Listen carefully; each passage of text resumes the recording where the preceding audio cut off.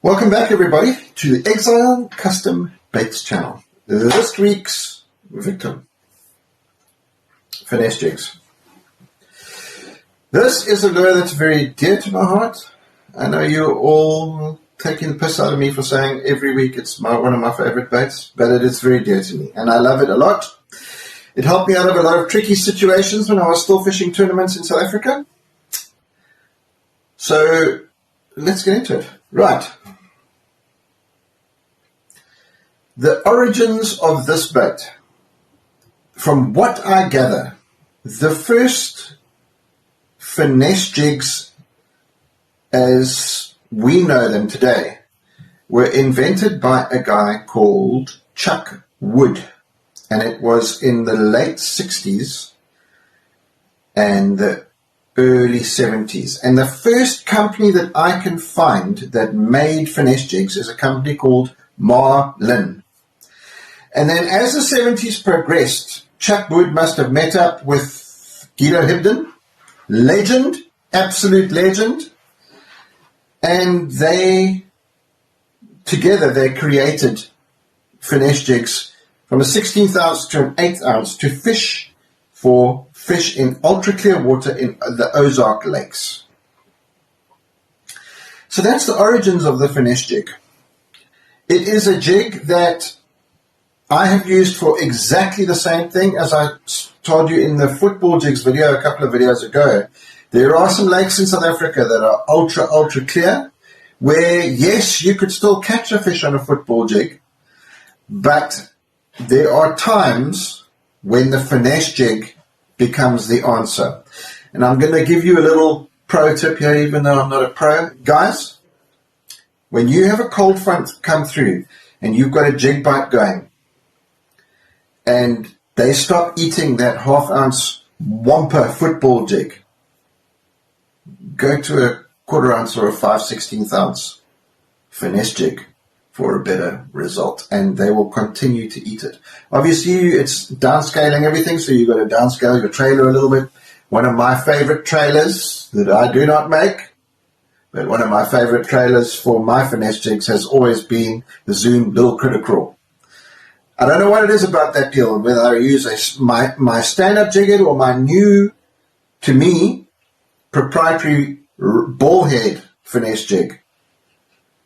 Even when I use other brands of ball head finesse jigs. That Zoom Little Critter Crawl, little green pumpkin action, maybe a little June bug action, mix it up nicely with the skirts, has always seemed to be the deal.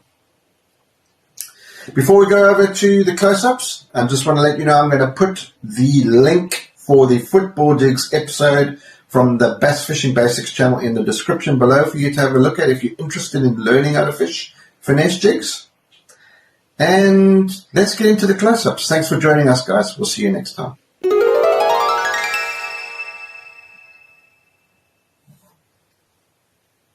Okay, let's get into this. So, finesse jigs, the close-ups. Again, just for size comparison, you can see how small they are compared to my fingers. I do three sizes of finesse jigs. I do a 3/16 ounce, a quarter ounce, and a 5/16 ounce. However, should you require up to a half ounce, that is something I could accommodate. It's just not what you would consider a normal size for an finesse jig.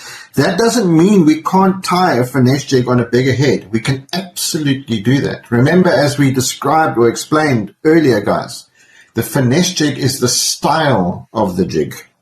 So let's have a look at some construction. And today I actually remembered to bring the incomplete jigs with. So let's get rid of these for now. So as I explained earlier, guys, I've got two styles of heads. I have the stand-up head. This one is incomplete, so it's a mess. It hasn't been cleaned up yet. But it's a stand-up head. It has the lead bait keeper on it.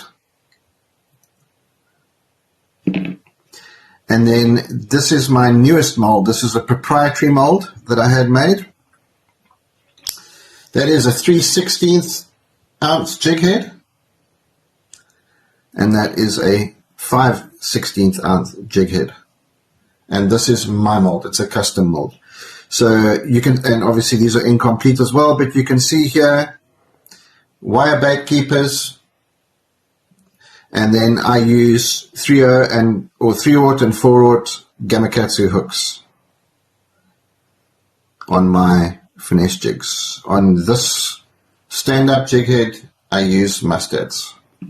Good. All right, so these you can have in plastic coat or powder coat. Last week I showed you the plastic, or the week before I showed you the plastic coat in the football jigs. Just something that I forgot to mention. In the plastic coat I have brown green, which is my mud color. Then I have moss, which is more of a green pumpkin color. And then I have rock, which is more of a brown black color. So just, that's the only colors in plastic coat that I use. I don't like the other ones. They don't coat as well as the powder coat does for the plain colors. All right, cool. So